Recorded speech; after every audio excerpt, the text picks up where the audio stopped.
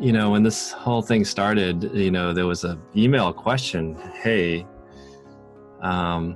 we might go online. Would it be possible for you to teach online? And I thought, well, yeah, it's possible. And then the next thing I know, it's like, okay, we're teaching online.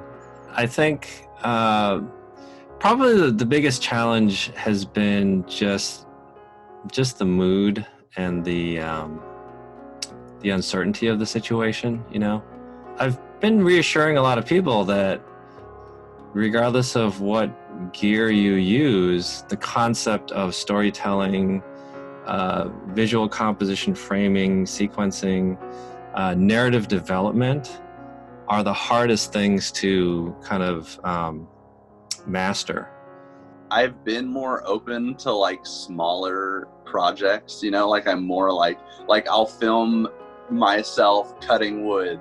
I think that it's just really interesting having such a hands-on major, just being Super J, but then specifically being a visual aspect. It's really kind of hindered a lot of that. There's a lot of creativity that I feel like when you're in class with your teacher and you kind of feel, you can like read people's energy a lot better, or like their emotions, like you can read the room a lot more. It's just different in its own unique way. Everyone has a story to tell. You don't have to find some exotic person in the community. It teaches them that there's a story everywhere and there's a story within themselves. And that's an important part of good storytelling.